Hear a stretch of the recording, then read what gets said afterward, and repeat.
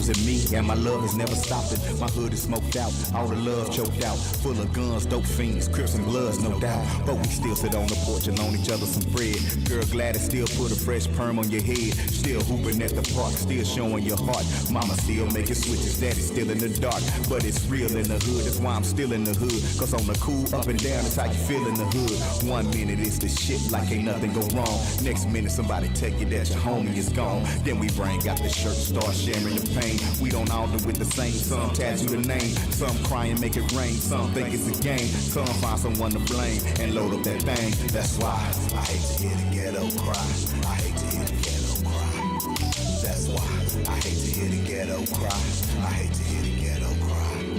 That's why I hate to see the ghetto cry. I am a victim of the ghetto's cry. I am the ghetto's eye. Just like a bird, sometimes I wish I can fly to a better place. The end result of the day is me getting hot. Most days I grab a 40 ounce of OE just to get by and smoke a blunt with me and Lil Twin, just wondering why. Every 30 seconds we see hot boys patrolling by, and most niggas die in the hood over stupid shit. Why? Never wondering what the fuck bringing poverty to their family. Look at the kids, I know it's something that you just ain't stand to see. A spitting image of the one you hate the most. Remember the days in the hood when granny made eggs and French toast? It's the place we started crazy. And shit is crazy cause niggas still in the hood telling crack to they babies. And everybody knows that the game fucked up. That's why I cry every time I see my hood fucked up. That's why I hate to hear the ghetto cry. I hate to hear the ghetto cry. That's why I hate to hear the ghetto cry. I hate to hear the ghetto cry.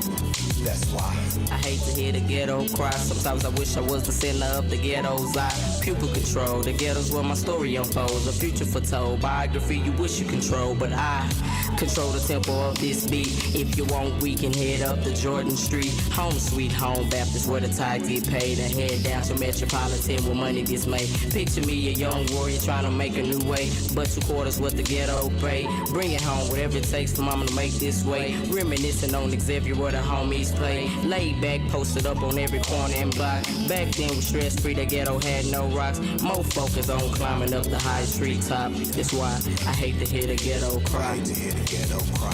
I hate to hear the ghetto cry. I hate to hear the ghetto cry. That's why I hate to hear the ghetto cry. I hate to hear the ghetto cry. Why me? Why did I have to go through hell before heaven when mama would make mistakes? She be to teach her a lesson, too ashamed to face confession for the trouble she's caused. Tragedies, neglecting me just for a life behind bars. Tears and scars is all she ever gave when she learned from the cage. From that, I picked up the debt and I became a rage. I thought of ways to get paid. Late night, I hit the block and said, yay. There with drama, God, could you show my mama this monster she's made? I'm lost in the space, stopping at the star for a better way. As I search and lurk through the dark for a brighter day, but couldn't find it. About to give it time and it's catching for sure. Soon to find me, knee deep in confinement with no life to endure, or suffer in the core of the sea trying to reach the shore. Life or death, every man for himself in these streets is war. Why would I die in the battlefield with our lives poignant? One day I'll join the stars within the skies. That's why I hate to hear the ghetto cry. I hate to hear the ghetto cry. That's why I hate to hear the ghetto cry. I hate to hear the ghetto cry. That's why. You are as great as any man of greatness that you've heard about, read about, or seen in real life, possibly greater. Everybody wanna build with me, politic and chill with me. They see the fire's killing me, the authentic is feeling me, the architects are feeling me, you're dreaming about killing me. They wish that they could silence me because I feel so violently. We will not go quietly, subscribe to me until this show is virally. Got millions trying to vibe with me. Let's build.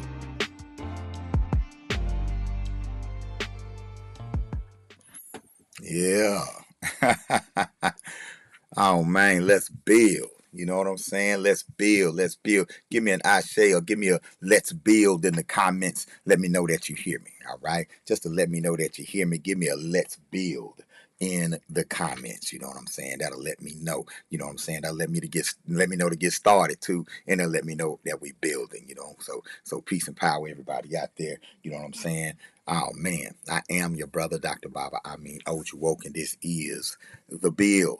All right, this is The Build podcast where we talk about what's going on, right? Where we put a perspective on it. You know what I'm saying? Where we look at it through African-centered eyes. We look at it through the eyes of the people. You know what I'm saying? Appreciate it. Thank you there, Miss Shamika Thompson. You know what I'm saying? I will. Shamika just put in her order. She said, hey, let's build.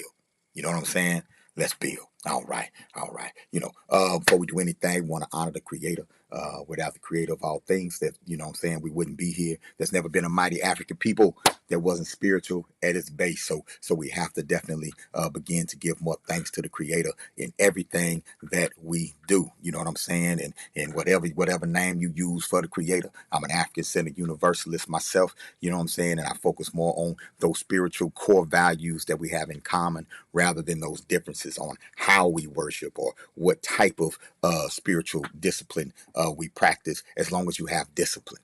Right. And then we have to see if our core values align, then we can have spiritual unity. You know what I'm saying? So that being said, we give honor to the creator. We also give honor to our ancestors, you know what I'm saying, who we invite to be with us and to guide us from their plane of awareness. So we can be about the things that we're about and say the things that we are about to say. As African people, we recognize that we're only here because our ancestors were here. So who are we to begin any endeavor without honoring them first? Ashe, ashe, ashe, you know what I'm saying? Matter of fact, take up some time. Somebody you thinking about, somebody you want to honor, drop their name in the chat. You know what I'm saying? Somebody you want to honor, drop their name in the chat. Somebody on your mind that's in the ancestor realm, somebody that's passed on, drop their name in the chat. You know what I'm saying? I'm gonna drop Prince Cyrus's name in the chat. You know what I'm saying? You know what I'm saying? I'm gonna put a rise in power,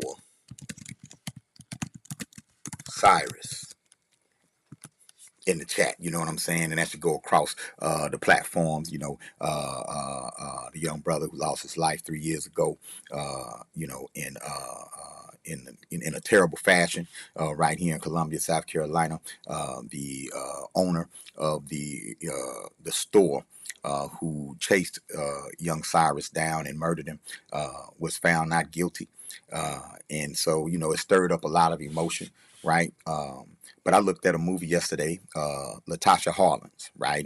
And for those of you who don't remember who Latasha Harlins is, she was a 15-year-old, very promising student, young lady, over 35 years ago. I think it was 1991 or 92. Y'all look that up for me. Latasha Harlins' life was cut short when she was shot in the back of the head by an Asian store owner. And that person was found guilty of murder. However, she only received 5 months probation, right? She only received 5 months probation for it. So that caused a stir, right? That caused an uproar, and people began to study the relationship between Asian merchants and the black community, even back then, right? And so, but I watched a movie, Latasha Harlins, right, about her life. And what I loved about the film, and everybody should go watch it. What I loved about the film is that it humanized Latasha Harlins. It let you. It was about her. It wasn't about the killing of her. It was about her, right? And it rehumanizes her, and it lets you understand the gravity of the loss, right? She wasn't just another little girl from the hood, right? As though a little girl from the hood doesn't have value. You know what I'm saying? She was a promising piece of our future, right? Thank you, SSJ. It was 91, and man, I was young. I was 19 in 1991, man, just young and just coming into knowledge of self. I remember we was in the swing of things in Butler housing. Shout out to my jag now, Ricky Clark, had them babies over there stepping and dancing and reciting Black history, designing the Black history curriculum that I still use today. Sankofa for Success, man, I still use the same Black history curriculum today that I was using in 1991, and it's still just as effective. You know what I'm saying? But if you get a chance, check out the movie Latasha Harlins. It's a great way to get some perspective on this and to center our children in it, right? Because sometimes we get into these situations and we center the situation, right?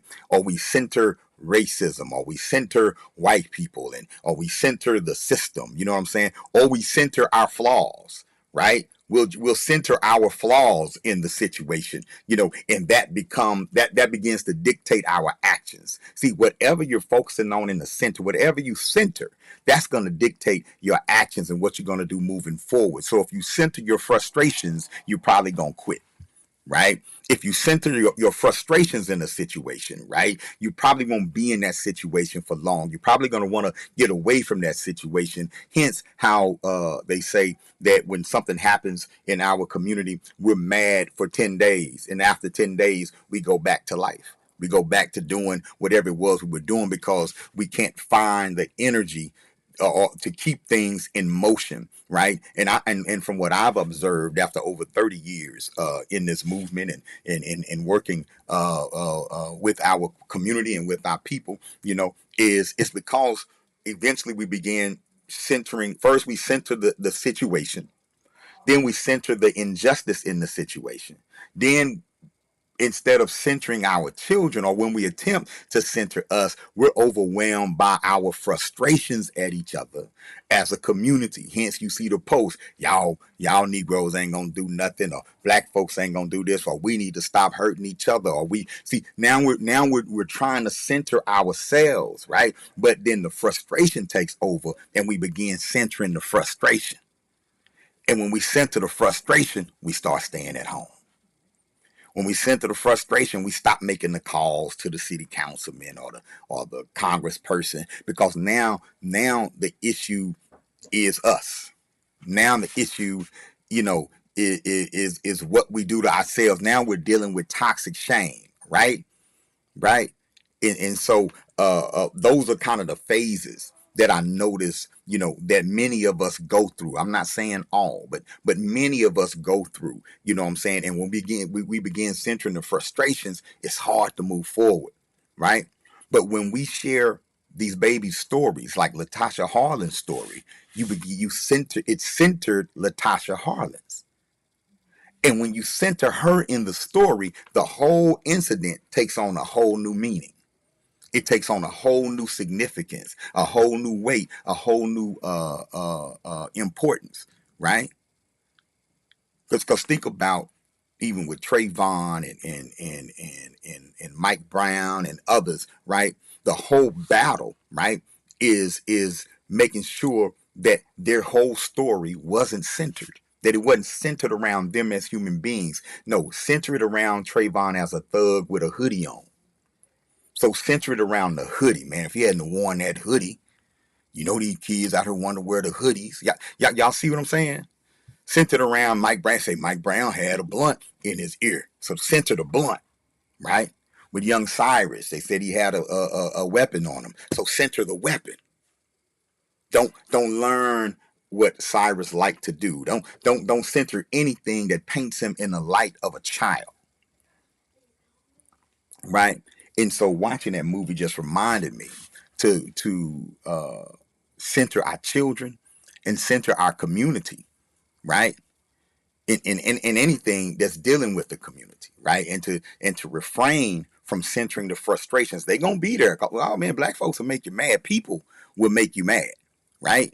People will make you mad, right? But if you have a goal that you're trying to reach, right? Try not to center the frustrations. Even in male and female relationships, our relationships are eroding because we're losing the ability to center the reason why we're together in the first place, right? To center our goals in the relationship rather than centering our frustrations in the relationship. When the frustrations in the relationship are centered, you want to separate because you're not thinking about solutions at that point. The only solution you can think about is to get away from what's frustrating you, right? Now, not I ain't saying that some people don't deserve to get broke up with. All right. There are some situations that you should definitely separate from, right? But when you center your goals, you'll be able to identify that because you'll be like, yeah, this ain't gonna get us to where we trying to go. Let me nip this in the bud before I get in too deep, because where you're aligned and where I'm aligned, or where we say we're going, what we're doing ain't gonna get us there. We either gonna figure out how to get on the right road, or this ain't gonna work, right? When y'all say that's wise advice for a relationship, right? You know what I'm saying? If you think so, just put, Ashe in the chat. Put that that ASE apostrophe in the chat. You know what I'm saying? That when evaluating a relationship, right? Isn't it wise to have relationship goals? Right? Isn't it wise to say, oh, why are we together outside of the fact that we think each other fine? Outside of the fact that we have this electric magnetism with each other, outside of the fact that we think that we're in love and our heart is fluttering when we see each other, what we gonna build with that, right? What are we building in every relationship we have? You know what I'm saying? We need to know, what are we building together, other than our lower pleasures, other than our lower desires. What else are we building together? That way, when we have children, we're having children not because, oops, you didn't pull out, right? You're not having children because, it just felt good and it just slipped up. The passion took over. Now you here, right? No, when we evaluate our relationships and we say, hey man, what can we build together? Then when we build a human together, we're gonna want to raise that human together, right? Right? So when you center what you're trying to do, then you're like, all right, we're gonna do our thing, whatever, but we got to be careful until we say we want to build a family together.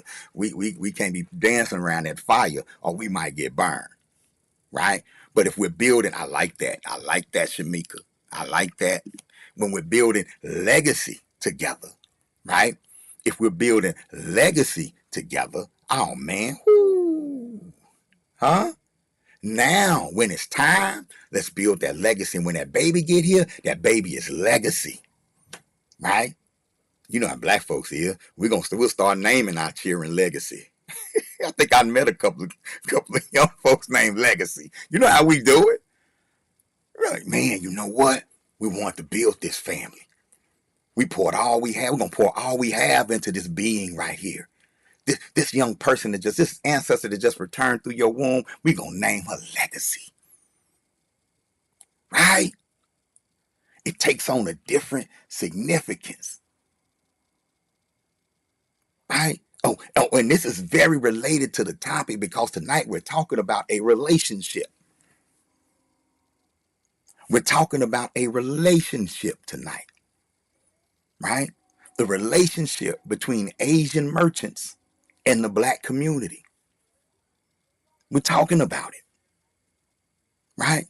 And if we look at it in terms of any other relationship that we have in our lives, if we begin to analyze it based on other relationships that we have in our lives, then we get to ask ourselves some very important questions like, what do we center in this relationship? Right? Matter of fact, was there ever any discussions between black leadership and Asian merchants? And if those discussions happen, what are they saying? What is the relationship between Asian merchants and the black community? How would you describe it? How would you describe that relationship? What has been your experience? Good, bad, or indifferent? We're discussing it. This is not me coming on saying, oh, Black Korea Part 2 by Ice Cube. That's not what this is. I want to hear from the people. What has been your experience outside of the anger, outside of the emotion of what's going on? I want you to go inside. I want you to go into your memory bank. What's been your relationship? What's been your relationship?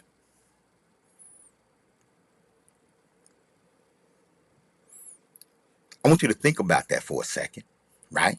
I'm going to step away for a second. I want you to think about it.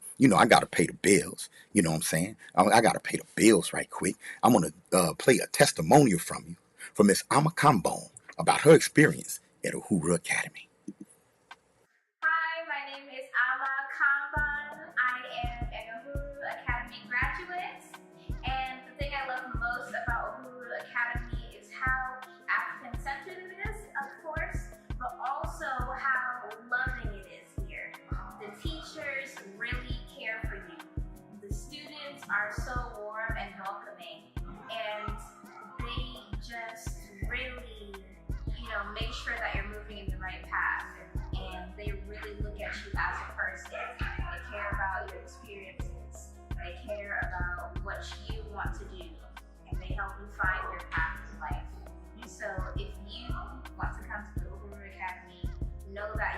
walking into a space where you are educating yourself with family.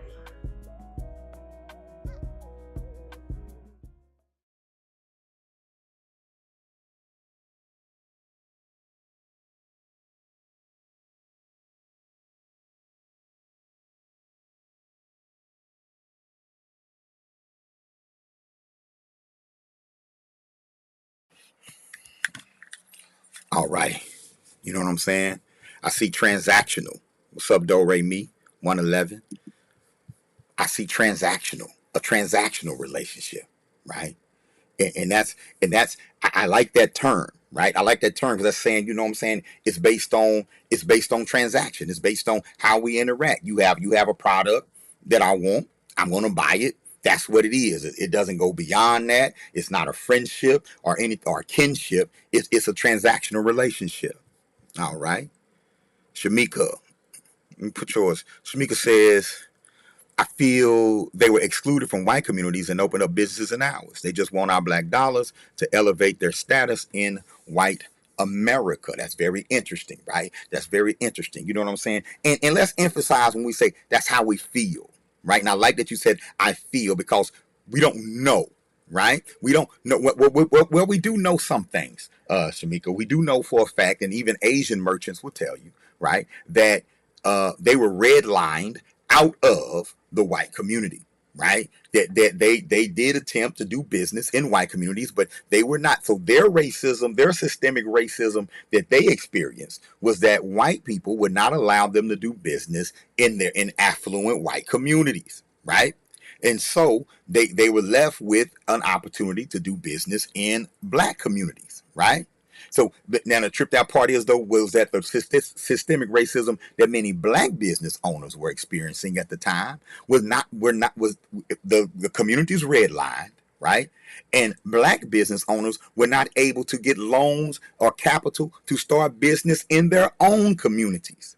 So at the same time, while Asian immigrants are coming into our community, you have a black business owner class or black aspiring entrepreneurs struggling to stay open and to get the capital to establish businesses within the black community. So it's like that group is on this tier of racism. You can't do business in the white community, but you can do business in the black community. And then you have the black community itself running into roadblocks doing business in its own community. Does that make sense? Right? So there's an African proverb that says, when two grasshoppers fight, the crow is pleased, right? When two grasshoppers fight, it's pleasing to the crow because the crow gets to sit back, watch the two grasshoppers fight, tire each other out, tear each other up, and then go in and eat both, right? So it kind of looks like that kind of situation, except for one thing. The Asians actually won. Asian merchants actually won because they found a niche. They found a niche market. They found a way to generate revenue and establish capital and do business in this country without bothering Caucasians, right? But allowing themselves to be left alone to do business, right? Like you notice, right? That at least, and y'all correct me if I'm wrong, but I don't see many Asian merchants that are openly politically involved with issues dealing with race, issues dealing with issues, especially in the black communities, the communities that they do business in, right? It's almost like a gentleman's agreement. Allow us to we'll do business here and we ain't bothering nobody. We just gonna get money. We're not going to come out and protest with them. We're not going to complain that we're not going to openly complain that we're not allowed, that we're being redlined out of the white community, that we can only be you know what I'm saying, relegated to doing business on this side of town, right? So while they're agreeing to this deal, we're going through a period in the 80s, early 80s. Now, Asian merchants have been doing business in the black communities going all the way back to Reconstruction, right after the Civil War, right? Right, and just like look at Shamika breaking it down right there, right? Since after the Civil War, right? They welcomed blacks and sharecroppers. My grandfather said they were the only stores where he could get credit, right? Now you're looking at this early relationship, Shamika, that seemed to be way more cooperative, right?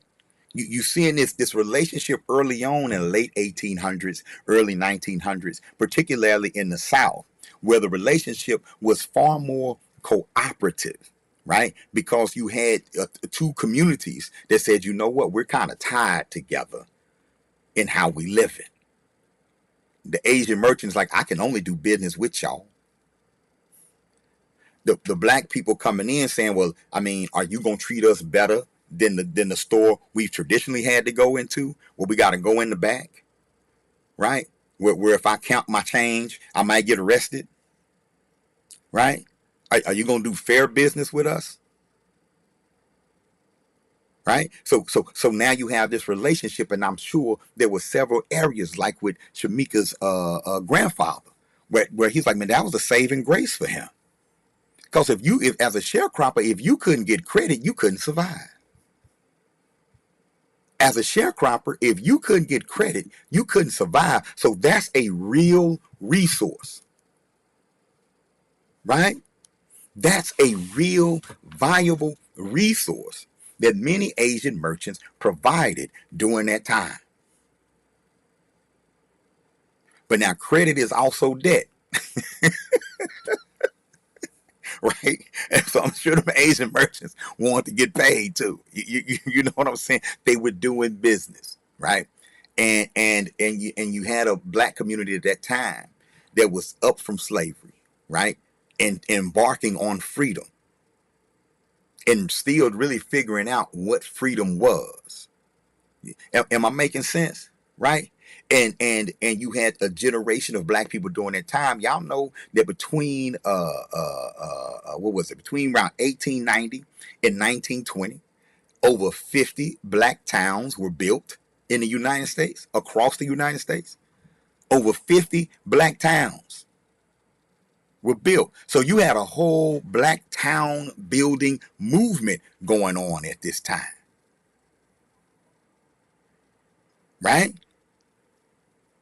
So you had a whole movement of black people building towns, doing business. So when you think about the relationship between our merchants and their merchants, often it was merchant to merchant. Yes, you had that relationship where it was the sharecropper just trying to find a store that would do fair business, where I could be a consumer, where it was merchant to consumer. But it was also merchant to merchant. Because the black farmer had to have somewhere to bring his crops to sell. Merchant to merchant, right? You're gonna have the black seamstress shop right next to the Asian market, right? So you're looking at a different dynamic when it's merchant to merchant, right? When it's an Asian community fighting to find its way, and a black community, right? Newly freed black community whose freedom paved the way. Whose freedom paved the way for Asian people to be able to move around and be more mobile in this country. I'm sure there was a different dynamic in the relationship, right? Like Miss Wright, you know, if you'd have met me at 26 or 24, rather than 54, I'll be 54 on the 18th. If you would have met me at 24 rather than 54, I don't know if you'd have called me Baba then. Right? I was a different person at 24 than I am at 54. We were a different community in 1926 than we are in 2026. Good, bad, ugly, or indifferent, right? But different. Right? So are we the same community now that we were then? Right? Are they the same community now that they were then? So this is a long relationship, right? This is a centuries old or century old relationship between the Asian merchant and the black community. But somewhere there was a shift in that relationship, right? In the beginning, for example, the predominant places where you would find ancient Asian merchants in the black community was in the South, right?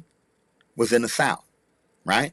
But if you fast forward to the 80s, in the 90s, you see a great migration and expansion of Asian-owned communities in urban areas in the North and the East and West as well, right? Now, if you correlate that with what was going on in the black community, if you correlate the influx, because I remember, and y'all put a I remember too on I say in the comments when if you're old enough like me to where you remember when the stores in your community went from being black owned to Asian owned. If you can name a store, I say I can name one. And I don't know if it was black owned, but it was black managed. We used to have this grocery store in Fort Worth and Eastwood called Strix, right? And I remember going to Strix, and I remember the man who ran Strix. I don't know if he was the owner or the manager, but everybody front facing the leadership was black, right? Right? So I remember this man who ran Strix. I think his name was Mr. Lou, and he had a big old afro. I remember him, right? Right? But then I remember Strix closing down for about a year or two. The building was abandoned, right? And this was the only grocery store, you know what I'm saying, that was within good proximity in that neighborhood at the time. And I just remember Strix just being a black store. It just felt like a black store, right? And then after about 2 years, right? After about 2 years, I come up and it's a new sign on top of Strix, and it says Sun Food. Sun Food? Man, that's Strix. And I remember walking in Sun Food, right? And they had remodeled the store. And they had built like some kind of cage inside the store where an Asian man with a holstered gun would sit on an elevated seat while people were shopping.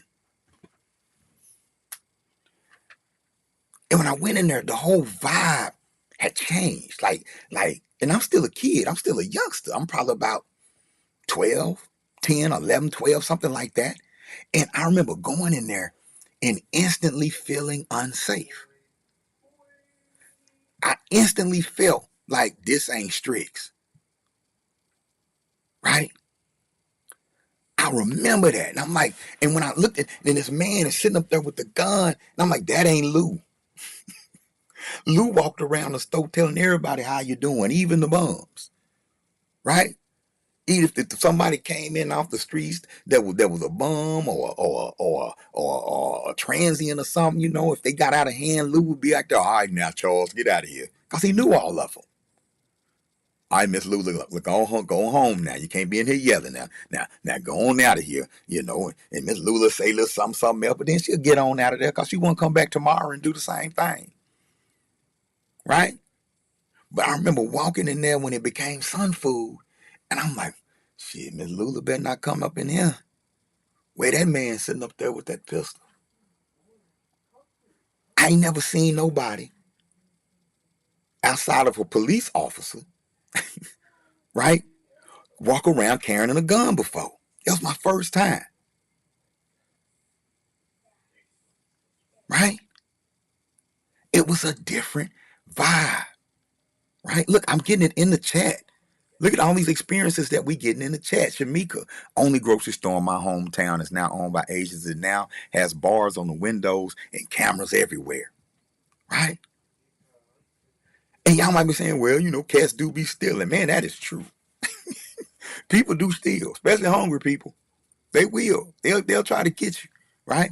But when you culturally understand the community that you're in, you know how to develop a relationship with the people in the community where the community will police itself, right? Where you don't have to put up bars. You don't have to make the 98% of us that's not stealing feel like we are stealing. And that's the difference when you culturally understand somebody. That's the difference when you define someone based on the flaws or based on the beauty. And if you want to define us based on the small percentage that's committing crime, right? That means you're going to treat the rest of us as if we committed a crime. Does that make sense, y'all? So where Lou defined us by what was right with us and just dealt with the negative, right? When I went into Sun Food, we was defined by the negative and didn't see the positive,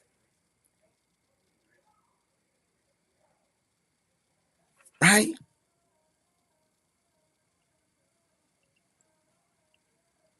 That's what I'm talking about, right?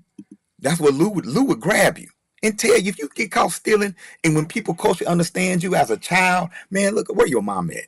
I'm calling your mama. Now your mama gotta come pick you up. Call your mom and them. I ain't gonna call the police. Call your mom and them. Right? Boy, don't let me catch you in here doing that no more. Get out of here. Right?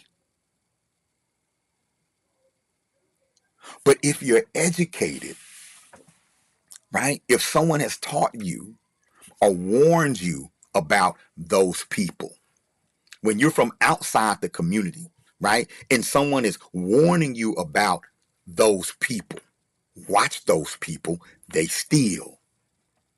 Watch those people, they're lazy and don't want to work. Hence, we ain't hiring none of them. Watch those. So now you have a predefinition. If you come in with a predefinition and working assumptions about the community that you're doing business in, and you build your business around those working assumptions, you're going to treat all of us like that definition. We're talking about the relationship between Asian merchants and the black community, right? And when I say Asian, I'm not just speaking, I'm talking Chinese merchants. I'm talking who have like the Chinese restaurants and some of the retail. I'm talking Korean merchants who are predominantly in that hair space. I'm talking Vietnamese merchants who are predominantly in the nail tech space. I'm even talking Indians, you know what I'm saying, from India. That's considered Asia as well, who are in the hotel and motel space, right? Right? We're talking Middle Eastern, right? Who are also heavily in the retail space. We're talking relationships, right? It's not an accident that some of us have a better relationship with the Arab owned or Middle Eastern owned stores, even though they're exploitive too. I ain't, but we're discussing, right? Right. But I've seen more relationships, right, between the Middle Eastern owned stores and black people in the community, probably because of the Middle East proximity to Africa and Islam. Because many black people practice Islam or are familiar with it, that sort of thing, right? But when it comes to some of those who are from further east, Vietnamese, Chinese, Korean, you haven't seen that same kind of kinship, whether that kinship is healthy or not. So your predefinition, your working assumptions about the people that you're about to do business with, that's going to dictate how you treat those people. So Sun Food put up cages and carry guns. It was a different store. At the same time, our community was being plunged into a crack epidemic. Let's think about the relationship between Asian-owned stores and black communities during the crack era.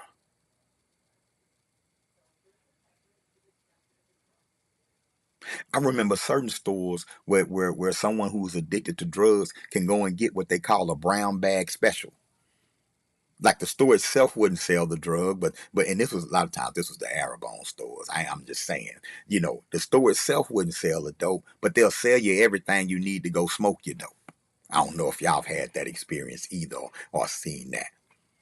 They don't sell the dope, but dope is being sold in the parking lot, right?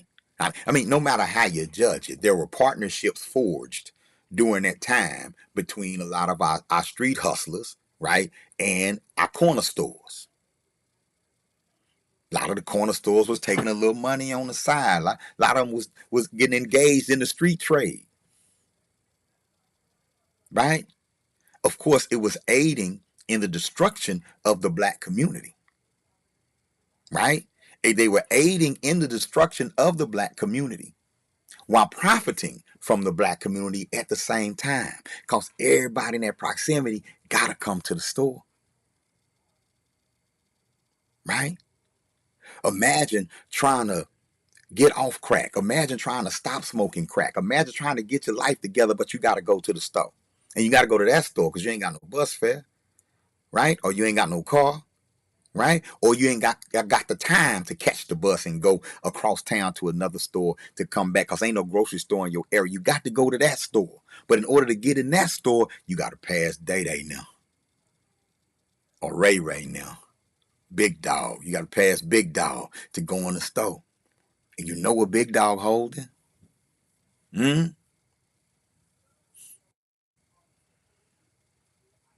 Yeah. See, we have to rehumanize ourselves. You trying to fight an addiction and you got to go in that store. You want to get some bread, but here it is right there in the parking lot. Store owner don't care. Store owner is paid already. Hey, you know you want some? You know you want some? And you never make it in the store. You relapse. You never make it in the store. I'm talking about the relationship between Asian merchants and the black community. When you check the numbers, Asian businesses has generated billions of dollars doing business in the black community. If you take the hair care business is $1 billion business on its own. It's $1 billion industry by itself. The black hair care business industry is $1 billion industry by itself, almost completely monopolized by Korean-owned businesses, Korean merchants.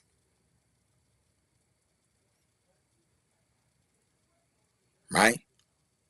So if you look at who's making out good in this relationship, it's very clear to see that the Asian immigrant community for generations, even if we just take it back to the 80s to now, if you take it back to the time where our community truly failed, not only from the lack of jobs and resources, the crack epidemic, the integration epidemic. And why do I call it the integration epidemic? Because integration seemed to be turned into a goal to get away from the black community, not a goal to truly blend in the best of all communities. When the Jeffersons moved on up to the east side, everybody else wanted to too. Right? Yes, the nail industry, y'all, multi-billion-dollar industries, fueled by black dollars. Right? Fueled by black dollars. No one argues that. No one argues where the source, right, of all of that wealth comes from. No one argues that. They don't argue it. Korean merchants will tell you, Vietnamese merchants, Asian merchants will tell you that they have been very successful in realizing the American dream doing business inside of the black community. They will tell you that. They've been able to do it without living there. They've been able to do it without any pressure to really reinvest there. And they've been able to go and build their own communities, their own schools. They have their own cultural immersion schools. Your baby ain't never went to school with the child of the people who run the store in the community. Say I went to school with one in the comments if you went to school with the children of the people who own the corner store. Yeah, ain't nobody gonna be in the comments with that. Right? So they'll tell you that now just looking at that relationship, okay? How have we made out? What are some of the pluses? What are some of the benefits to having these stores in our community? Right? Some of the benefits. I'll say one: access. Access to groceries, access to a store, access to goods, right? In your proximity that you can walk to, ride a bike to if you have to, right? Especially if you're living in an urban food desert where there's no viable grocery stores or farmers markets within a 10-mile radius, right? So one of the pluses, right, you may say, is access. And when you listen to Asian merchants, many of them will say your community should be grateful because we're the only people that'll do business with you. You should be happy that we're in your community because nobody else is going to establish a store in your community and you don't know how. And you don't want to because you don't want to work. You don't want to do this level of work. You don't want to do inventory every day. You don't want to sweep and mop the floor every day, even if you're going to generate over $350,000 to $500,000 in revenue in that one store every year. You don't want this work. So you should be grateful. You should be grateful that I'm here doing this for you. So when you spend your money with me as an Asian merchant, I'm doing more for you than you are for me because no one else will come here and sell you bread. Your black leaders can't get a grocery store over here. This community is redlined. That means that redlining means that the commercial banking system decided that areas with a predominantly black population are worth less. 2 words and 1 word. Worth less and worthless. Therefore, large retail chains will not come into your community because at the bottom line, it's the bottom line. Yes, the land is cheap. Yes, the real estate is cheap, but the customer base is low. The crime level is high, at least according to statistics. So as your Asian merchant in your neighborhood, I'm all you got. Just like Shamika's granddaddy, who was a sharecropper in the Asian store, was the only one that would give him credit. A lot of times, in some neighborhoods, man, I like Mahmoud, man, he give me credit.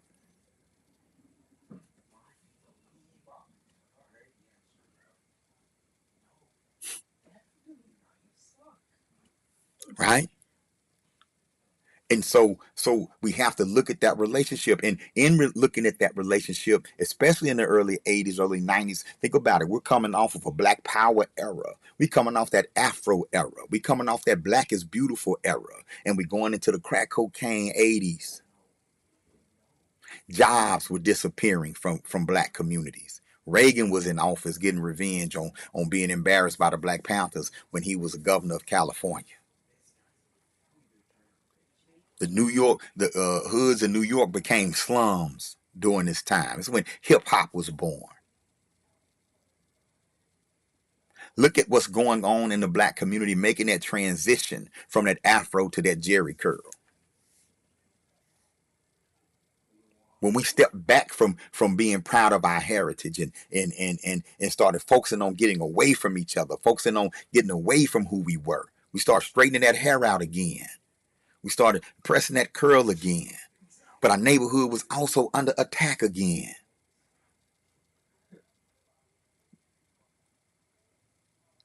Right? Come on, y'all. Think about the history. So when we changed, that relationship had to change. When the commercial banks decided we're not going to loan to them, but we'll give it to them. That's not the government. We'll give it to them. But even that, but I'm going to tell y'all something though. And go do the research yourself. That wasn't the number one method that Asian immigrants used to get startup capital and open up stores in our community. Go do your research. Did they take advantage of getting some bank loans? Yes, but that wasn't the number one source of revenue for the Asian immigrants. It wasn't. Maybe initially, but another process took it over. Another process made that business loan obsolete and not needed. And we need to understand this because this was a method that goes back centuries with us. This was a method that we used in the late 1800s and early 1900s to build our towns and build our businesses. The number one source of capital for Asian immigrants to open up businesses in our community, particularly among Koreans. Let's go to the hair care section, particularly among the Koreans, was a process they call giyu, but what black people call or Africans call susu. They would come together, a group of them would come together, put money into one pot, and every 6 months or every year, one person, one entity out of the group gets all the money and takes that capital and starts a business. They all continue to feed the susu, and in 12 months, the 6 months or 12 months later, somebody else gets the pot. 6 months to 12 months later, somebody else gets the pot. And the next thing you know, you have 6 to 7 thriving businesses. Now imagine doing that and starting up a business in a community that demands nothing in return. Imagine doing that, putting it somewhere else, and then bringing that money back into your area that you're building up for yourself. That you could put the signs on the buildings in your language. You can build culturally immersion schools and centers to make sure that your children don't forget who they are and they understand the mission and the agenda while they're here. Now, I can't be mad at Asian merchants from doing that. Looks like a sound strategy. It looks like a very sound strategy. What if we practiced it?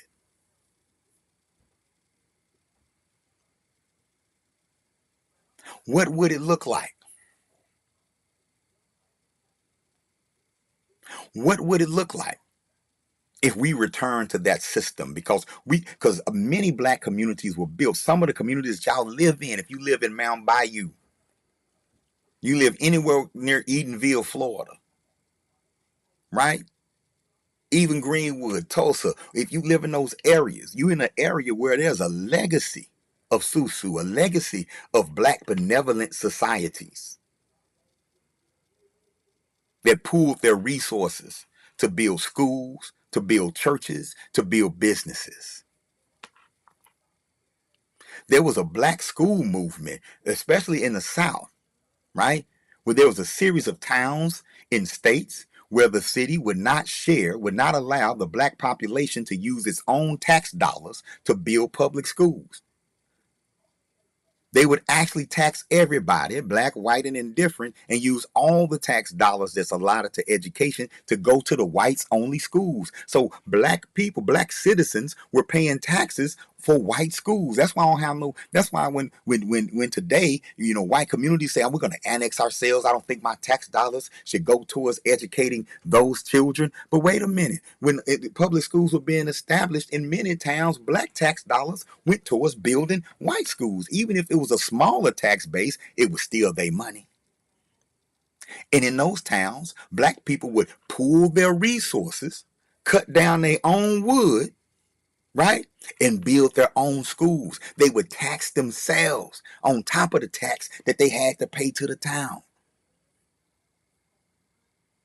So we've been that before. Now, imagine being that kind of a community, having relationships with people from outside the community that want to do business inside of the community. Imagine being that kind of community versus being this kind of a community, the community where you're raised to get out. Right?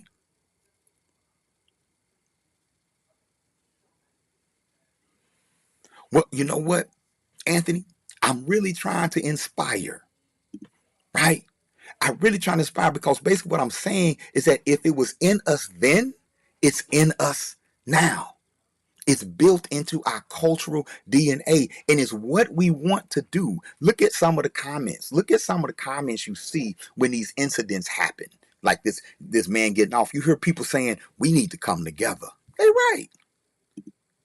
You hear people saying, we need to look out for each other. They're right. You hear people saying, we need to open up our own businesses, open up our own stores. They're right. Right? You hear people saying we need to boycott those stores. Okay, they're right. They have every right to boycott. You don't have to shop anywhere you don't want to shop at. I know because I have a black-owned business and a lot of black people, not all, because I've been in business for 15 years. So obviously some black people want to shop with me, right? But there's a plethora of black people who would never think twice, won't think twice about doing business with me. Won't blink an eye, won't lose a lick of sleep that they not supporting what we're doing, even if they see what we're doing is helping black people. Some of y'all watch what I'm doing. And if they say, if if I say, just send me your black and mild money, you no, I'm gonna get my black and mild, Papa, but I love you. If I say, go on, drop next Netflix for 30 days and support African-centered education with that $30 that Netflix is gonna buy, is gonna charge you. Ooh, Bob, I love what you're doing, but Netflix? Now, if I ever get a extra $30, I'll donate it to the school. But it got to be a extra 30. It can't be a part of your regular 30.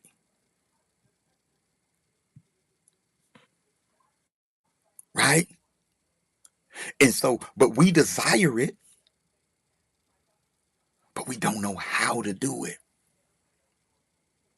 We're at a crossroads again as a people, particularly in the working class or poor black community. With anytime something like this happens, it reminds me of and shout out to the South Carolina Juneteenth Freedom Fest, June 20th, Finley Park, Columbia, South Carolina. But when incidents like this happen, and I see us out in the streets and with justice, no peace, you know what I'm saying? Peace, justice for Cyrus, justice for this person, justice, and we out there, we yellow, we not moving, we will not be defeated. You know what I'm saying? We out there on that fervor. It reminds me of when General Granger and the troops arrived in Galveston, June 19th, 1865. And he read the proclamation that slavery was over, right? And that the people, that black folks were free, right? And it was jubilation. That's why they used to call Juneteenth Jubilee Day. It was jubilation, right? We free, we free, we free, yeah, we free. Imagine this, we was cutting up. But then somebody said, what now? What's next? Because General Granger made it clear, you free, but you can't come with us. You free, but I ain't brought y'all no money. You free, but I ain't gave y'all nowhere to go. So go and celebrate. But General Granger recommended, they said, but after you celebrate, you got to go back and cut a deal with your master. That's what we suggest. And see about getting wages. That you just stay on the plantation and turn it into a job. That's our suggestion. Don't leave. Because we're not going to help you when you leave. When you leave, you out here on your own. Some people left. We wouldn't have had those black towns if everybody would have stayed. Some people said, man, you know what? I don't care what's outside that gate. I'm gone. I don't care how dangerous it is. I don't care that it's frustrated Confederate soldiers out there looking to kill anything black. I don't care that I got to watch where I go. I don't care that I don't got that much food with me right now. The good Lord is going to provide. I don't care if I'm walking. I'm out of here. Some people didn't survive getting free. Some people died because they left the plantation. We had people who stayed. But imagine staying. You can't sing about freedom no more. You can't keep that same attitude and you staying. You staying, and I got to cut a deal with it. And this man might say he don't want me on his farm. This man might say, you can be here, but you can't practice none of that freedom shit. You can be here, but they got this 13th and 14th Amendment and all that. Yeah, you could be here, but not if you talking 13th and 14th Amendment. Right? Yeah, not talk about being free. You trying to cut a sharecropping deal with me. And you better not try to vote either. Let me find out that you're trying to vote. I'll evict you. I'll evict you right out your shack because now I'm the landlord and you're the tenant. In other words, I'm still the master. You still the slave. The power dynamic hasn't changed, just our titles and how our relationship is structured. But the power dynamic is the same. So you've been spayed and neutered politically. Fast forward to 2026. When we get through hollering, when we get through protesting, what can we do to move the needle? Are we organized enough? Are we educated, politically educated enough? Have we been preparing for this situation? Are we ready to shut a store down and open a store up? Some neighborhoods may be able to do that. Like for example, imagine slavery ending. Some of us had the skills because you can. Matter of fact, you can. It's an old enslaved narrative where a brother was saying when we found out we was free, we was happy because we thought that meant we were going to be rich like the white folks because we knew how to work and they didn't.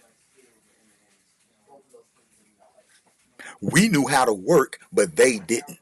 So we knew, and that if I'm gonna get paid for everything that I do here, because we didn't just pick cotton, y'all. We was building the houses, laying the foundation for the houses. Huh? We was clearing the land. Huh? We were building the wells and accessing the water for the plantation. They was like, now we know how to work. It's on. So many of them ventured off with that in mind, but that ain't what they meant in the outside world. Now, for the first 10 years, it was on. Go study Reconstruction. For the first 10 years, it was on because there was a relationship with the federal government where troops was in the South. Go look and see how many black people were how many black men were in Congress in the 1870s. Black senators, black congressmen, black mayors, black black postmasters. Go study that. Our people came off the plantation ready.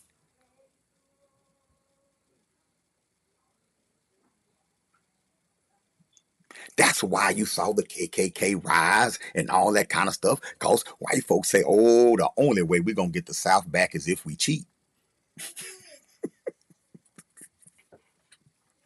Right? We got to cheat or we can't compete with them. See, we have to become that people again where people got to cheat in order to beat us. We're still that people because they still cheating. No matter what condition we in, the cheating is still going on because they know who you are. You just don't know who you are. Right? So we're going for 10 days, we're going hard, but then we're going to realize where we're going to go from here. What can we do? I mean, we could burn the store down. It's insured. It's insured. And if you burn the store down, where the people who can't afford to go to another store, where they going to go to the store? Where they going to get their resources? Are you prepared you got the bread stored up?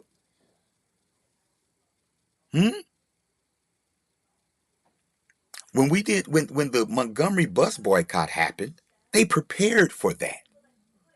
When they boycotted the buses in Montgomery, and this the part that's run that's not included in the story in school.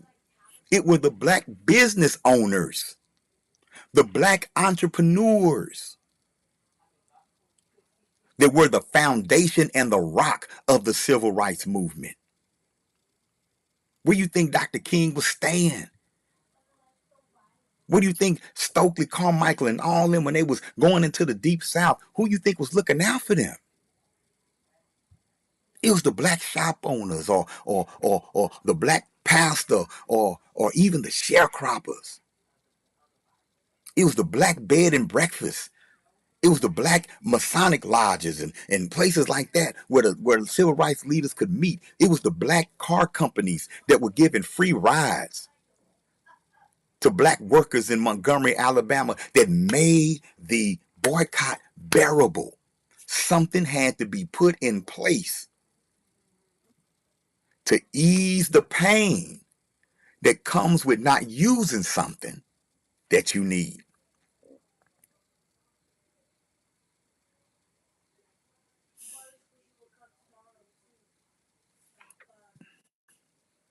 I feel that. I feel that. Les Jones, you're 100% right. You're 100% right. You are a shepherd. Sheep love to follow. True shepherds love to lead. Power dynamic is that they own the social media networks. This is a power relationship right now. You are 100% correct. I'm not operating on a black owned network right now. And I'll tell you what else. I know some that exist. Shout out to abibitumi.com. I know some that exist. I'm 100% guilty in that sense. That in doing this platform, I've decided that the proximity to the masses of the people on here was more important than putting this on a black platform where that proximity might not be there. And I'm not as diligent in trying to pull people from here and taking them over there. And we all should be. As much as we use social media, as much as we use social media as a community, we should definitely have our own. This is our digital Asian store, even, metaphorically. Meta is a business that's in our community that extracts wealth from our community and does not reinvest adequately in our community because it doesn't live in our community. What if we fed social media networks where the owners of those networks actually live in black communities? What would the black community look like? What if a black merchant said, not only are we making a commitment to building a social media platform, but we're going to build a social media platform, put our offices inside the black community, and our executive team is required to live inside the black community. We're going to feed our tax dollars to the black community. We're going to invest in this community. We're going to invest in youth programs in this community. And the community is going to grow as we grow. If you want in, go get your certifications. If you want in, get your education. If you want in, then we have to paint a picture of this community. We got to make this community look like one that's worthy of $1 billion industry. You got to look like you ready to receive a blessing. Would you do it? Umio Network. I'm going to tell you something, man. Les Jones, you a genius. Your family is a genius. You and your sons. Yeah. Les Jones, this brother right here, has the ability to build networks. He has the ability to build networks. I'm working on doing business with him as well, as I'm working through some things. But I gotta get with Umio. But what I want to do with networks like Umio, I want to bring that validity to the table. I want to bring the revenue to the table. I want to invest. Hell, I want in. But we got to develop our market. We got to develop our market. But yeah, what would our community look like? Cause see how I had to stop myself from centering the frustration right there, right? I started drifting off on what I should do, what I haven't done. Centering the frustration. Let's center the destination for a little bit. Let's spend some time. I think if we center our destination more than we center the frustration, we'll be more motivated to keep things going. We'll be more motivated to, even when things die down, to say, nah, man, we got to put something over here to empower these children, like a youth empowerment zone. Right? Right? We have to put something over here, right? We have to figure out what it is we want to take over. What industry does our neighborhood want to be known for? Not what color, not if it's a red hood or blue hood, or whether it's a Crip hood or blood hood or Republican hood or a Democrat hood. Ain't it crazy that those are the same colors? Like, you got two opposing teams and one is blue and the other one's red. Ain't that a tripped out psychology? Right? Just like the flag, a blue side, a red side, and white is in the middle of all of it. White is centered. Whiteness is centered in all of it. Right? But what if? What does that look like? What would an economically empowered black community look like? Would you want to move back into the black community if it was like that? Like, do you think it's enough of us who are positive? Enough of us who are making some gainful income or resources or know how to invest? Do you think it's enough of us, right, with that mentality where we could take over a community economically and politically?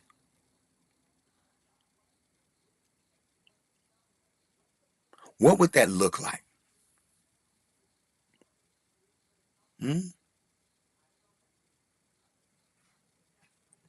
Let's center the destination.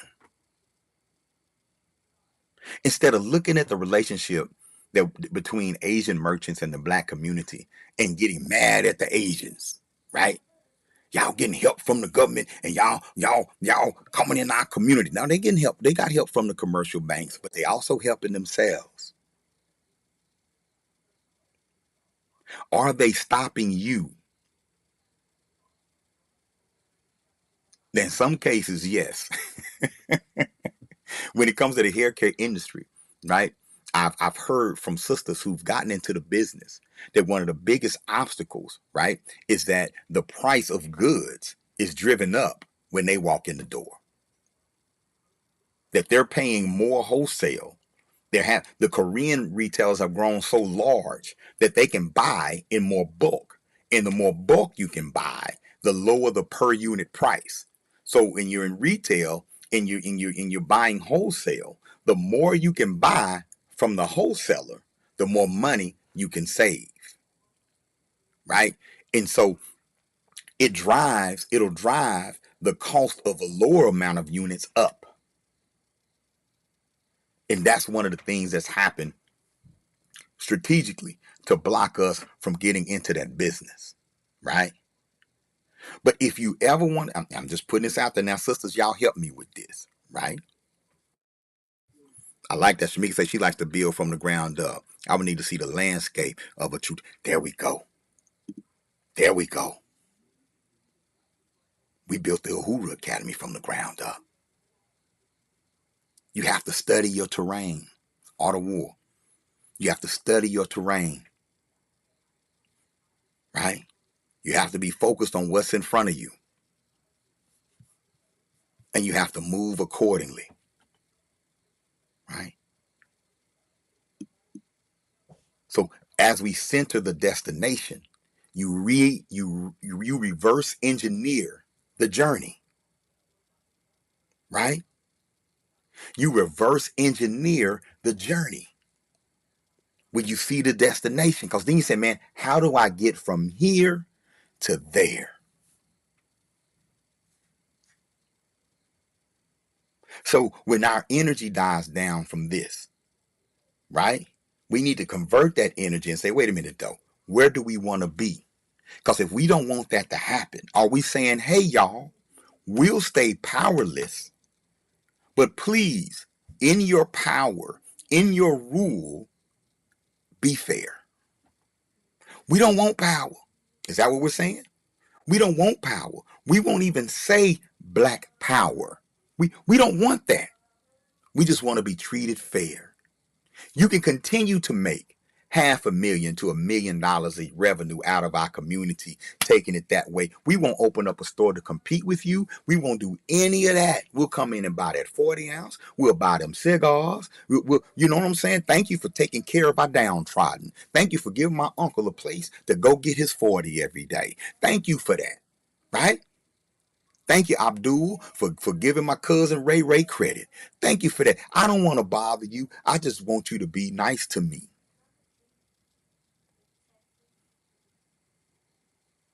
Is that our agenda? I just want you to be nice to me. Is that all we really asking? Are we really just asking that they be nice? Because when you don't have power, the people in power have to decide. They get to decide how you're treated.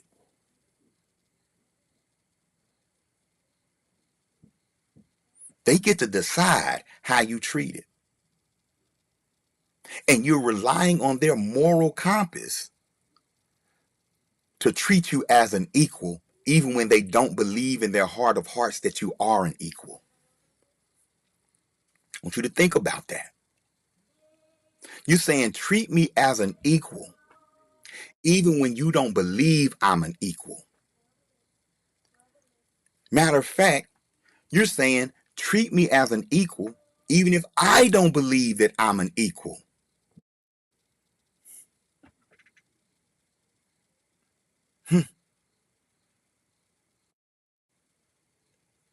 Even though, Mr. Asian man, you hear me come in here every day and talk about niggas. Y'all pardon my language if it offends you.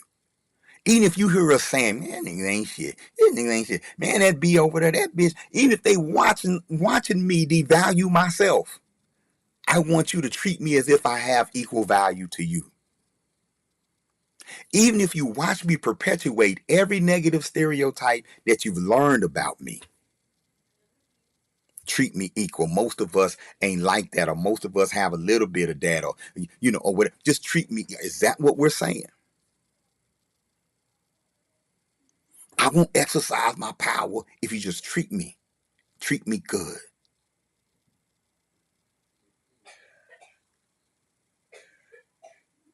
Because the number one concern of a powerless people is how they treat it.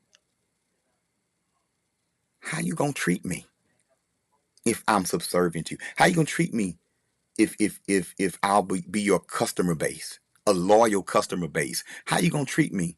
Well, I can treat you any way I want to if I know you don't have anywhere else to go.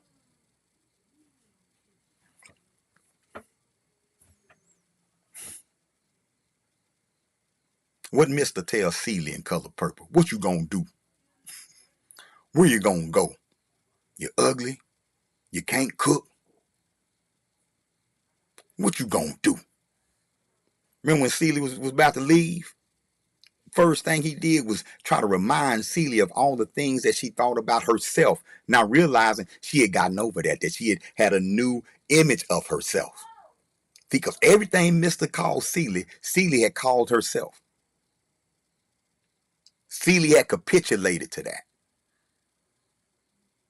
But when she put till you do right by me, everything you do is gonna crumble. And then she left.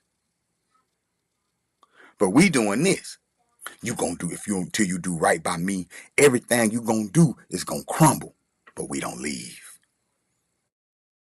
Now let me go to your cousin restaurant and give me some noodles.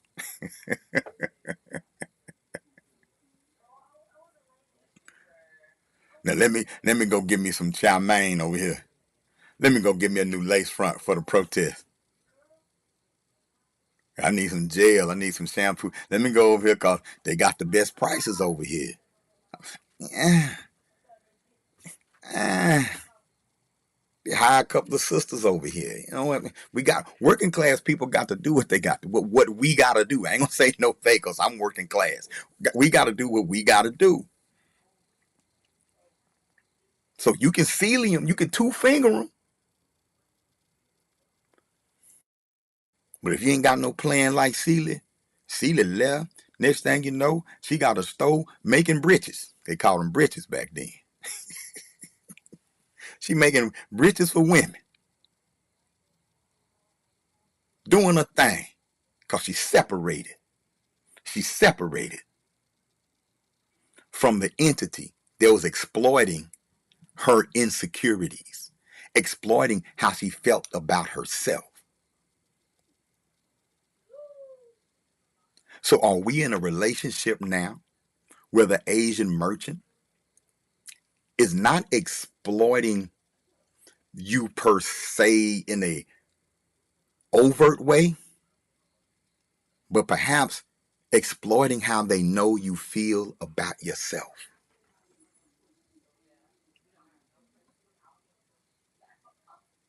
Because if that's the case, changing the Asian ain't the goal.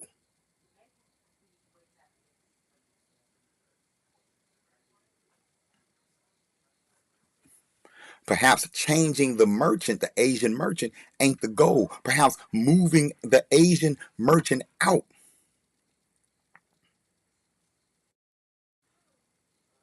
is just a part of the solution.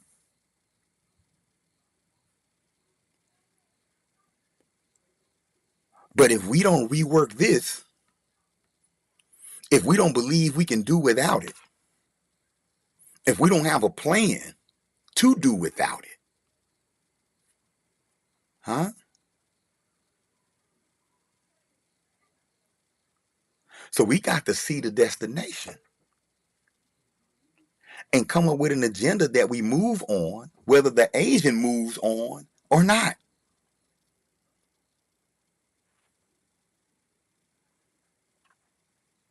No, we're not establishing new stores because we want the Asians out of our community. We're establishing new stores because we want to be in the retail industry and we want to dominate it and we want to root it inside of our community. And then those of us who ain't opening a store but like to go to the store, we support it. And then we fight the obstacles that pop up along the way. We go after the competition that pops up along the way. But it ain't got nothing to do with the Asian. We're not centering that. We can't, we're not gonna build a community in retaliation. Yeah, we support our dollars now to retaliate against. No. You circulate your dollars because you can build better schools that way. It don't matter how nobody else feel about you.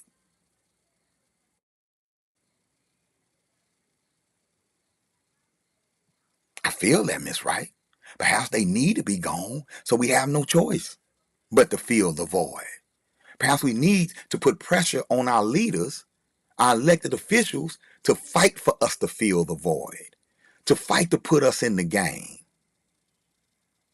to fight to put us in the hair game or the hair care game. And I like how you talk about the hair stores, because if we switch up the fashion, what if we were still in the 70s mindset, in a natural mindset? What was we was like, I'm gonna embrace my God-given beauty. Not saying y'all not beautiful in the lace fronts and the wig. I'm gonna tell you something, black women. I'm gonna tell you something. Y'all can wear moose antlers and I'm gonna think you fine. I'm just saying. You fine in every era. There hasn't been an era where you not fine, including this era. There's never been an era where you wasn't beautiful.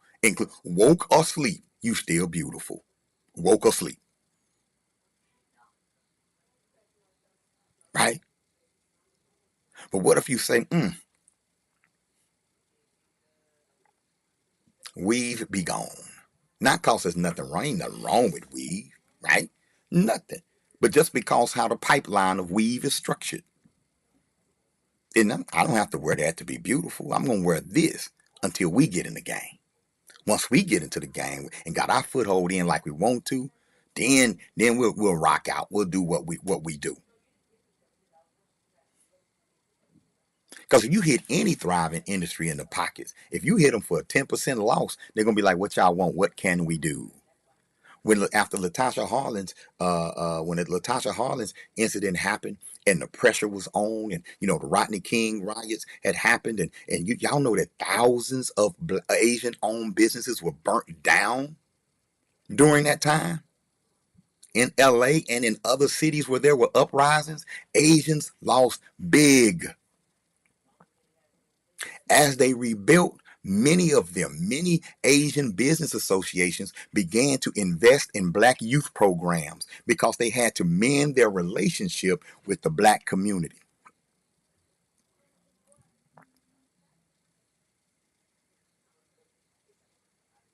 But the black community, particularly the working class poor black community, was still in the throes of a crack epidemic. Then you had the gang epidemic happening. So it's like, if I offer you something, if I bring you investment, if you're not in shape to take advantage of that investment is in vain.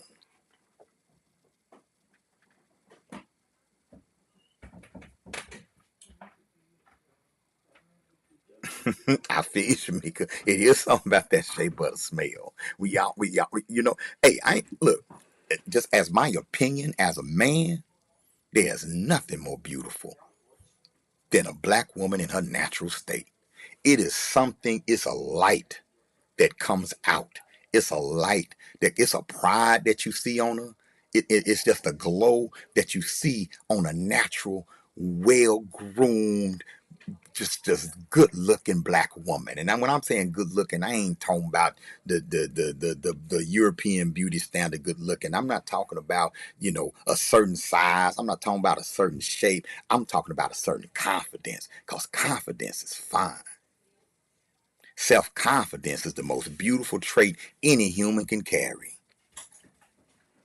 Greetings, Akosua favors. Self-confidence is the most beautiful trait any human being can carry. And when I see a black woman in her natural state and she like, it's just fine. I don't care what's in the glow. I don't care about even the shape of the glow. The glow itself is fine. The glow itself also says, you can't play with me. You can't play. I know who I am. I'm self-assured. Be on your A game, sir. Be on your A game with me. You see how I treat myself. I look like I love myself. So if I love myself, number one, I know how to love you. But number two, I'm going to demand that you love me like I love me.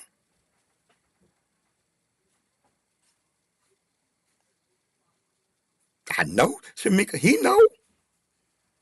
Ain't nothing like a natural black woman. Nothing.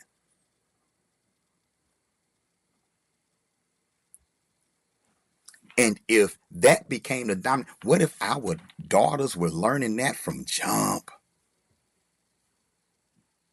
What if our daughters was learning that from jump, and they internalized that beauty, and you put them in spaces where that beauty is edified, right? And you ain't gotta call nobody else ugly or nothing like that. They know they're beautiful. They're self-assured. So if they're looking at them other folk, they not looking saying, "Ooh, I wish I looked like that. Ooh, I wish my hair was blonde. Ooh, I wish I had blue eyes." They looking at that saying, "Hey, she's pretty, but I'm beautiful. Oh, they have a beauty, but I have a beauty too. And I'm beautiful though. I got that 4,000-year-old African queen beauty. I got that first beauty. I got that original beauty. I got that royalty beauty. When I straighten my hair, if I straighten my hair, it's just for a style. It's not an upgrade. I'm not looking at it like an upgrade. I'm not looking at it like, yeah, I got a perm. I got a perm now. What y'all gonna do? Whew, whew, I can do this now. Whew, what y'all gonna do? It ain't what that ain't what it is. That's a different kind of confidence. That's that put the black family back together type of confidence right there. Huh? But what would that do to the hair care industry.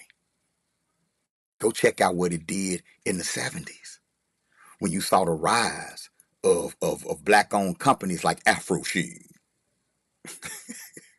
when you saw the rise of black hair care companies. Like, I forget the one that was based in Dallas. I think his name was Coco Cottrell, and I forget the name of that black hair care product, but they went from the fro to the Jerry curl. Right? Think what that would do for our locticians, which a lot of us do have locks.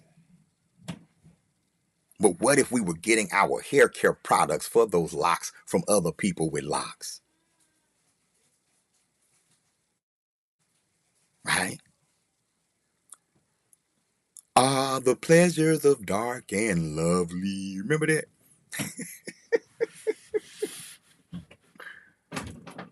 TCB. I remember my mom used to spray her fro with TCB, taking care of business. Right? Oh man, I know I'm going long tonight, y'all. But we're talking about the relationship between Asian merchants and the black community. And just like any relationship, you can only be as strong in that relationship as you are with yourself.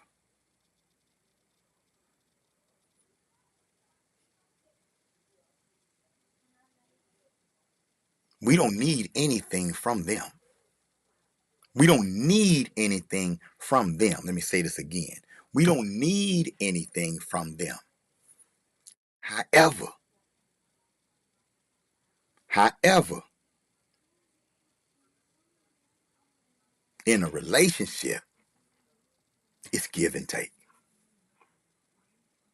However, we need to show that no, you're not doing me as big of a favor as you think you are by being here.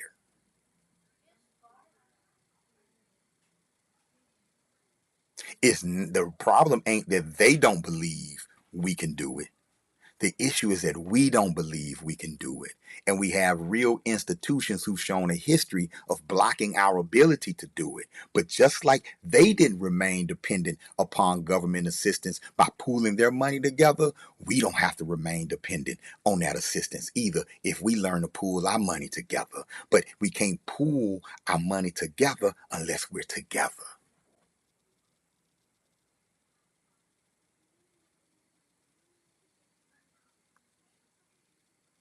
We're not looking for a handout. But they've built up a revenue so big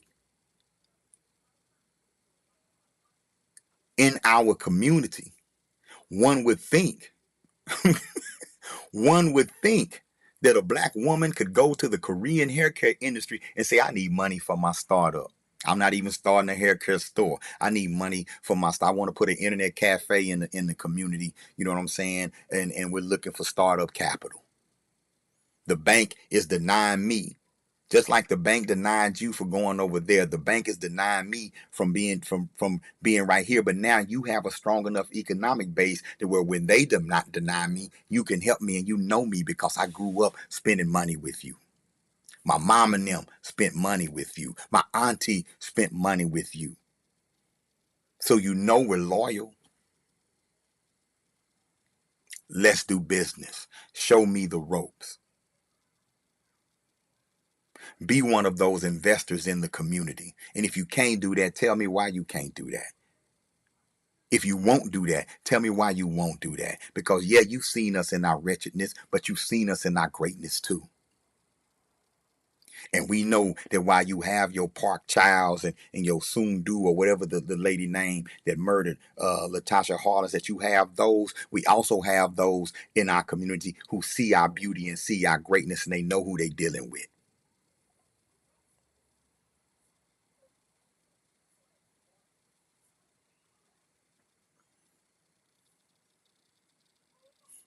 Shamika said King asked for that.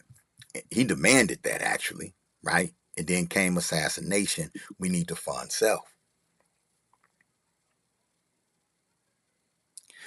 I feel that. But what we have to be careful, right, is which ideas we associate Dr. King's assassination with, so we don't say it in a way that deters us from demanding the same thing. Dr. King's assassination came for a variety of reasons. It's debatable what those reasons are. I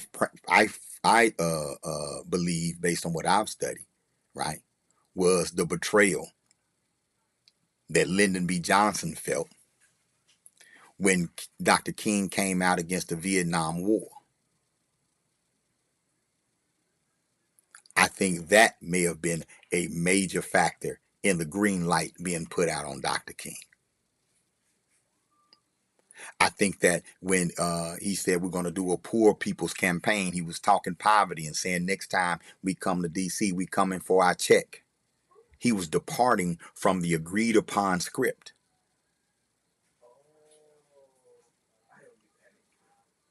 Right?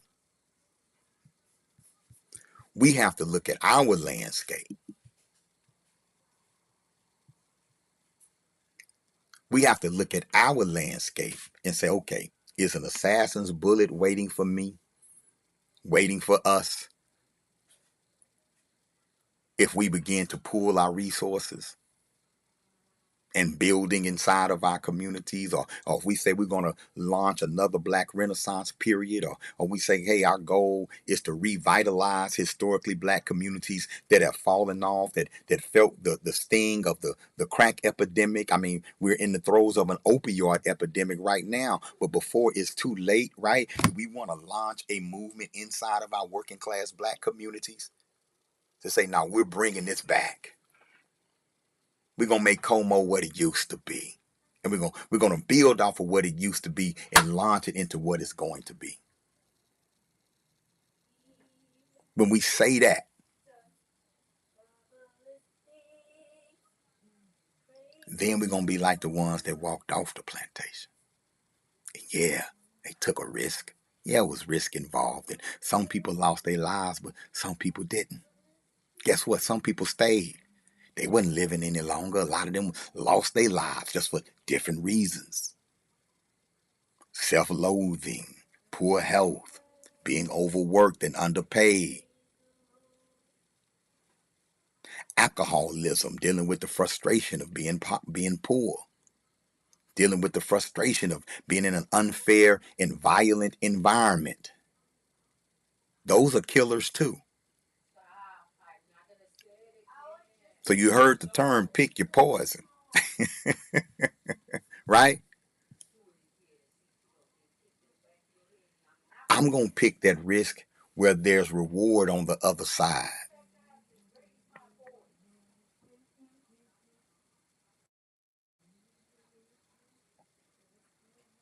Right?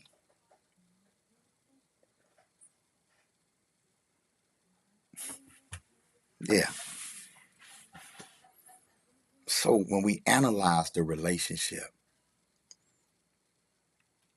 eventually we have to analyze ourselves.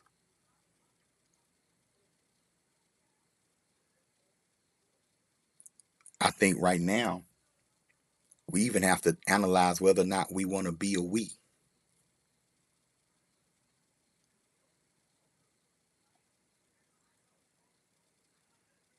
Do we want to consider ourselves a people? And if so, who are we?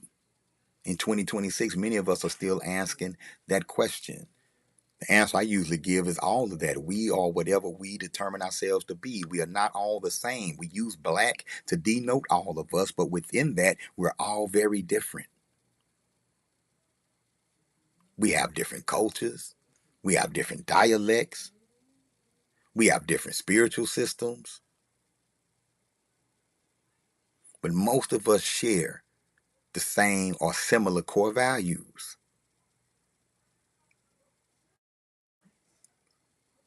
Most of us carry very similar core values in our cultural DNA. But when we're disconnected from those stories, disconnected from those histories, then we don't have anything to grab onto except the definitions that are given to us from our former oppressors. Thomas Jefferson's definitions. Go read Thomas Jefferson's Notes on the State of Virginia. You can Google Thomas Jefferson Notes on the State of Virginia, Opinions about Black People. Google that. Thomas Jefferson's Notes on the State of Virginia. I forget the year. It's a year after it, right? And make sure you put in his opinion about Black people.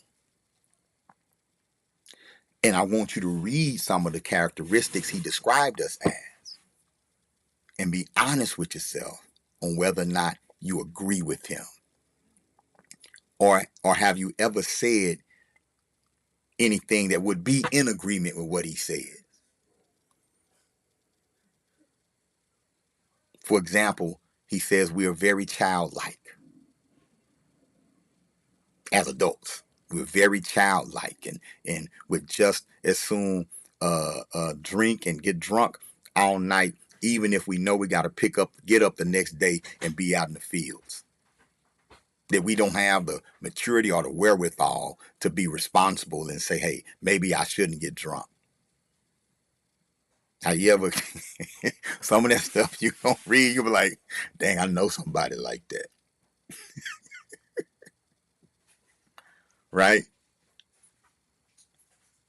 Man, that's flawed. That's me.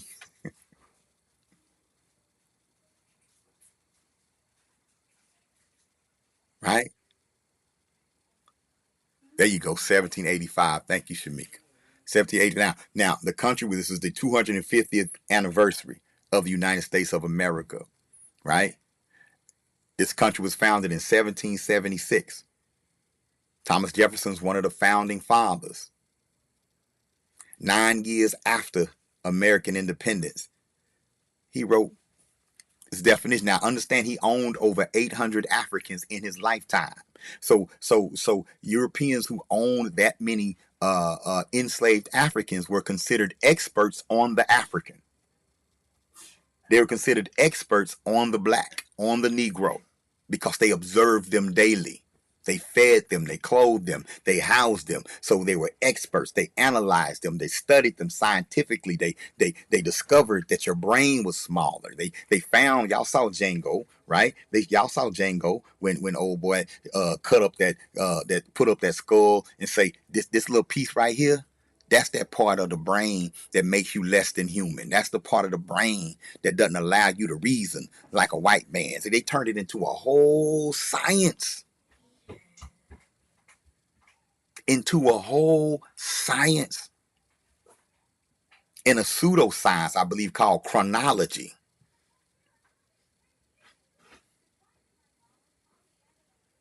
Right? They turned it into a whole science.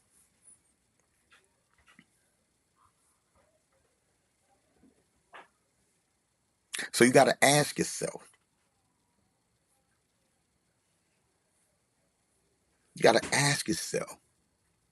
Is that the foundation of the American curriculum? And have we internalized that? Because the most racist things I hear about Black people usually comes out of the mouth of another Black person. We amazingly separate ourselves from the group, and we hurl some of the ugliest criticisms at us as if we're not one of us.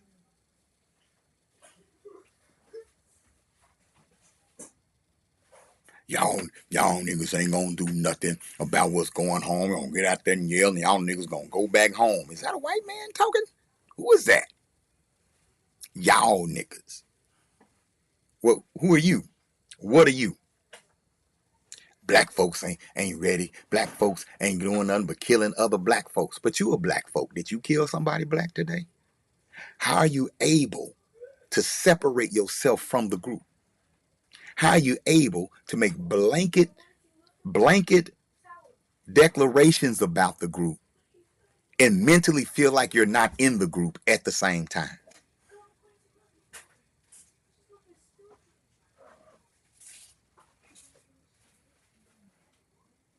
Perhaps it's because that curriculum that Thomas Jefferson laid down is embedded in you. And if that curriculum is embedded in you, and I'm talking from the PhD to the homie in the hood, matter of fact, the further you go in their system, a lot of times, the more embedded the internal racism is. I'll say it again. A lot of times, the further you go in their system of education, the more embedded the internal racism is.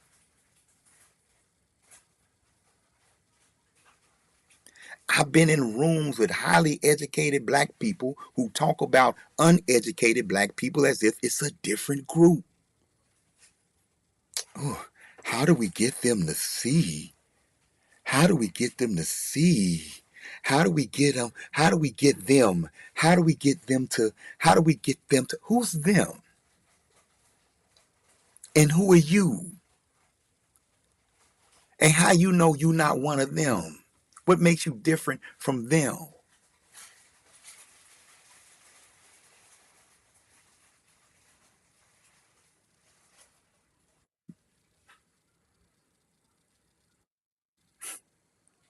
Huh? See, internalized racism makes you use we and them interchangeably with our negatives. We're out here killing each other. See, now we think we done stepped up in consciousness because instead of saying they out there killing each other, we say we out here killing each other. That's still internalized racism because you're taking this propaganda, right? You're taking this fact that yes, there are black people who kill black people, but you're talking about as if it's an absolute, like that's what we're all engaged in. We as a people are out here killing each other. We're not doing that as a people.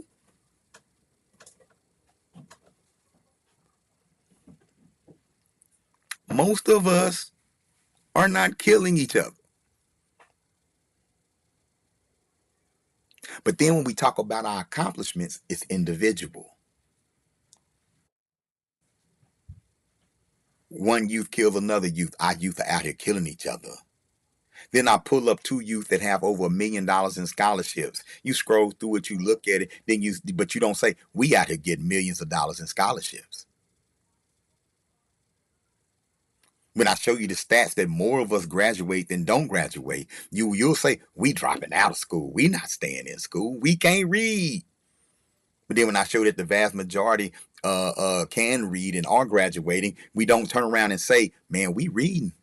Man, we graduating. Man, our youth are getting it done. It's hard for us to apply the group think to the positives. But it's easy to apply the group think to the negatives, even if we in the group.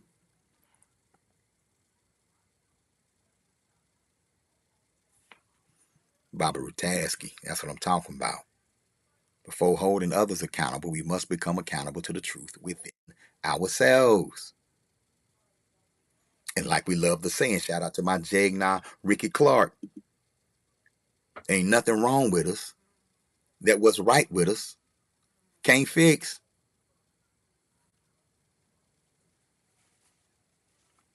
Ain't nothing wrong with us that what's right with us can't fix. So when situations like this happen, when situations like this man getting off for murder happens, when situations like the Carmelo Anthony trial that we're all going to be looking at, right? With bated breath, what's going on? And we're predicting what the verdict is going to be. And this young man's life is in the balance, right? His young man is being, dehumanized, right? On both sides of the fence, because you dehumanize them when you simply turn him into a black boy that's being treated wrong. That who is he though? Who is he? Who is he as a young man? Right? And I think the community's done a good job of making sure that his picture, the picture that's being painted of him, you know what I'm saying, is a positive one. We have to keep that up because during trial, when the media's in there, they're going to cover what the prosecution says about him. Now, you got to fight your internalized racism when that comes out and say, hold up, I got to look at this balanced. I got to look at this in a balanced way. What happened? I got to look at the facts. You know what I'm talking about. Rufus Gemini, Uncle Ricky. Yes. You remember when he used to say that all the time. Ain't nothing wrong with us. That what's right with us can't fix. Right? We just building, y'all. We just building. Put an ashe in the chat if this build was helpful. Put an ashe in the chat. I want everybody to think about, what does the day after freedom look like for you?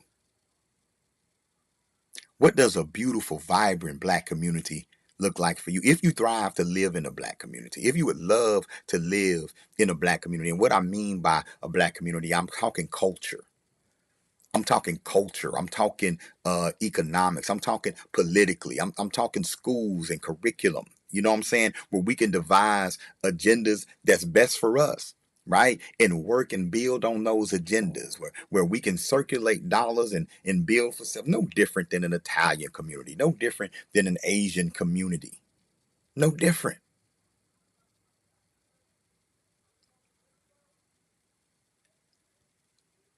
If you desire that, are you willing to organize for it? Are you willing to step outside of your comfort zone for it? Are you willing to vote for it? Are you willing to invest in it? Are you willing to imagine it? Draw a picture of it? Are you willing to walk out the gate into the unknown like our ancestors did? Are you willing to say, yeah? Because our ancestors was like, yeah, the patty rollers are out there waiting to harm us. Yeah, some people out there that might kidnap us and take us back into slavery. Yeah, it's people out there that might murder us. Yeah, I might run out of food and I might be in a place where nobody's willing to feed me. But I'm leaving anyway because God is going to provide. And how many left and found allies where they didn't think they was going to find allies?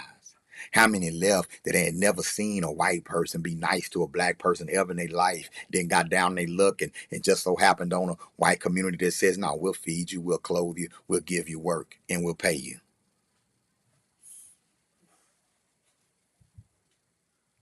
Right? Like the Malcolm X Mecca moments. We look around, oh, it's okay, white Muslims out here. Perhaps Islam could change if they were to embrace something like that. I mean, I'm not finna partner with them or nothing like that. But if they can truly put this in their heart, okay, there's some of them out here. Some of them out here listening and saying, hey, I want to rock out too. But we can't get excited about that. We got to focus on who? Ourselves. Focus on being a beacon, being a human, being something that the rest of the world wants to emulate, because they want to emulate you anyway. They want to copy you. They look to our community to see what liberation looks like, to see what expression looks like. It's a reason why when poor Jewish people, when the Jews came over here and they had arts renaissance, a songwriting renaissance, they sought out Black people to express what they were writing. Research some of the early blues songs and jazz songs, right? You'll find Jewish writers and Black performers.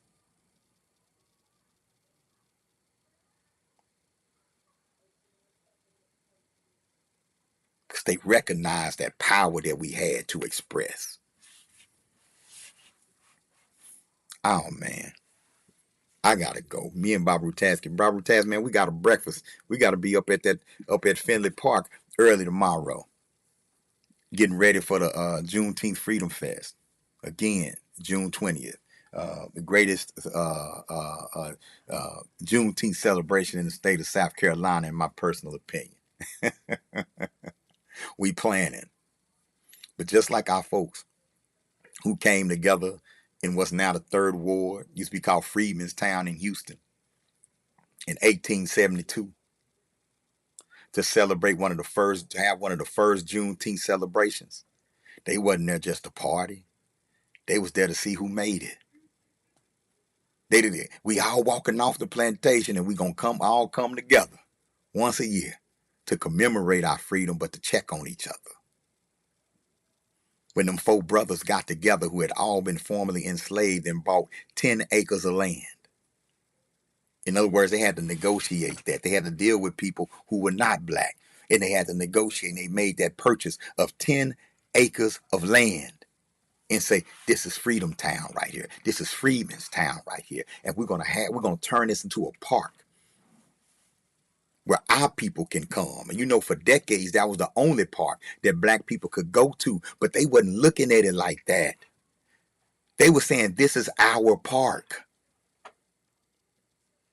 They wasn't standing in a 10-acre park looking across town and say, I wish I can go to that park.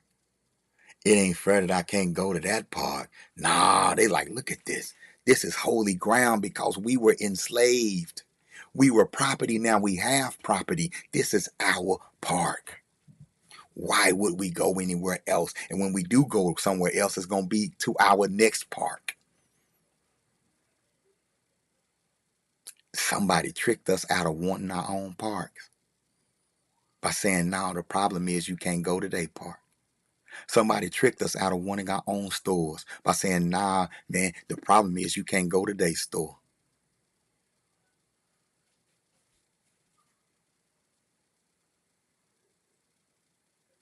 You'll only value what you build as much as you value yourself. I love you. I don't mind telling you. Now, gratitude to you for listening and hanging in there with me for the whole 2 hours.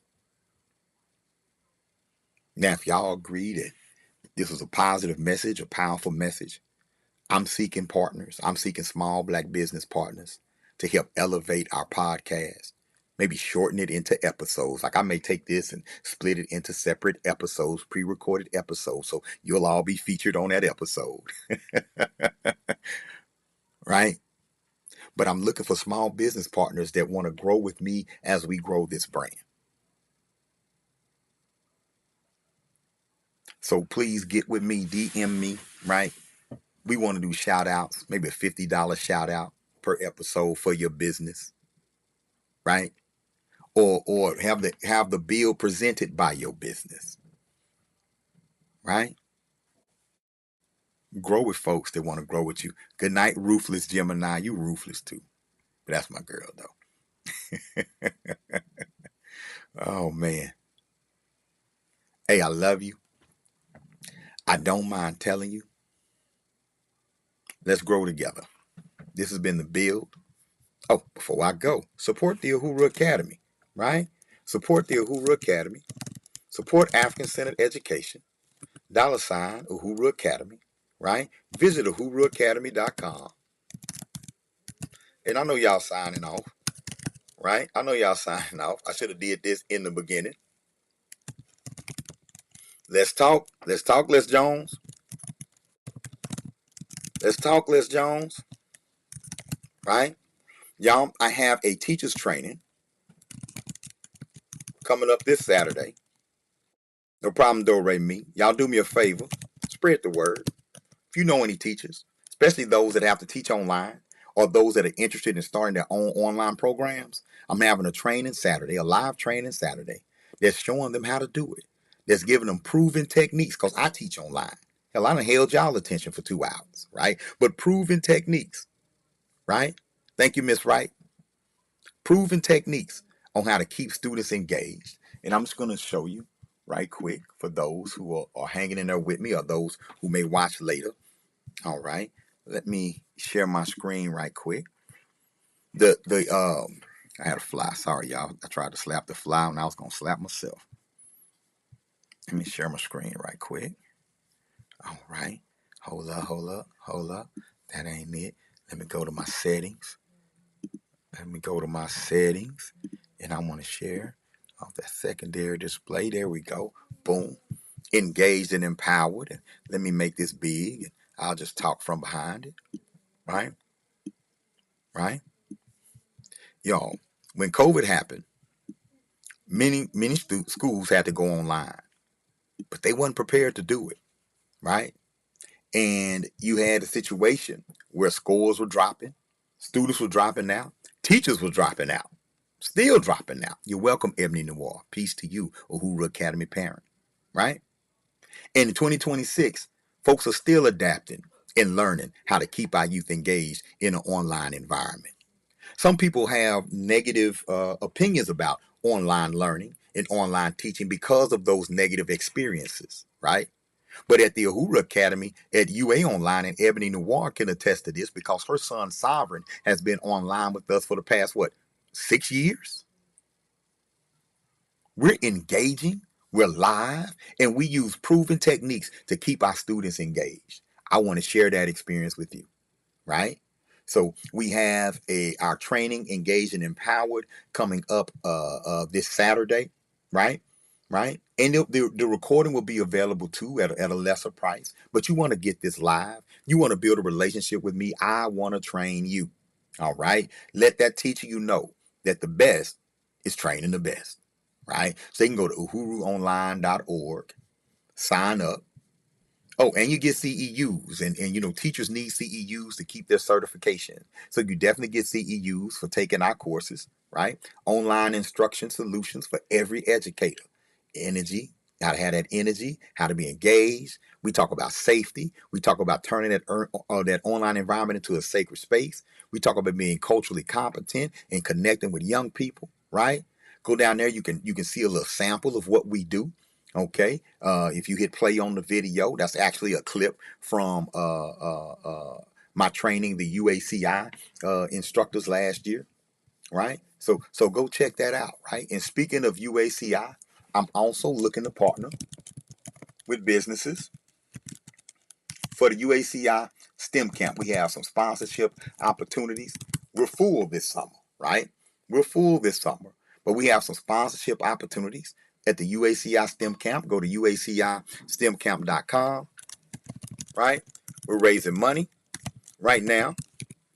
I won't call it raising money. We're looking for sponsors right now, sponsorship partners for our summer STEM camp. Now, registration is closed.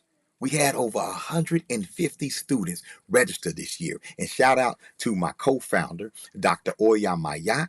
All right. Truth to Power Talk, Ed Anime Productions, Morgan State University engineering professor. We're in our 4th year with our online STEM camp. Y'all, we've been published in journals. Our results have been measured, right? So I'm not talking about something that I'm going to do. I'm talking about something that we're currently doing. If you know of a STEM related organization, engineers, doctors, anyone in the STEM field that are interested in exposing Black children to STEM careers, this is the camp they should partner with. I want to thank the CAP Center at Morgan State University as well as the AI Center at Morgan State University for their contribution to past year's camps and to this year's camps, right? And we've done a great job bringing in those sponsorships, but I'm looking for about $10,000 more. Just $10,000 more. And I'm calling every rich person in my phone, trust me. And I'm going to tell on them if they don't answer my call because I got some in my phone. But we're looking for about $10,000 more in sponsorship. If you can put something towards that, DM me. If you can get me closer, get us anywhere close to that goal because it's free for the people. This camp is free for all of our students. And we want to be able to accommodate all those who registered, as many of the registrants as we can, right? So our goal was to get to around 50 to 60K. We're close to 50. I need about 10 more so we can accommodate as many as we can and really blow the roof off this camp. So if you know anyone, if you or anyone you know is interested in attaching your brand to our brand, right? To attaching your partners, as I say, in partnership with the Morgan Center for Equitable AI and Machine Learning Systems, right? Partnering with Vicky Planet, in partnership with Morgan's Cyber Assurance and Policy Center, in partnership with you. Come on, y'all. This is an opportunity. This ain't charity. This is an opportunity to be a part of something great. we would love to have you. Right? So visit the UACISTEMcamp.com. We're building pipelines. We're building partnerships. And we're giving you the opportunity to put your investment where your mouth is. All right? All right. So I got to go. All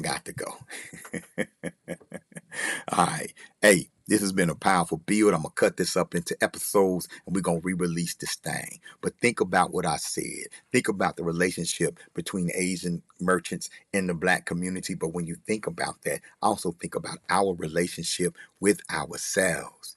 Think about what we want. Think about what our destination is. And think about what we need to do in order to get there. Because we have it in us to do it. I say. I'm out of here, y'all. Peace.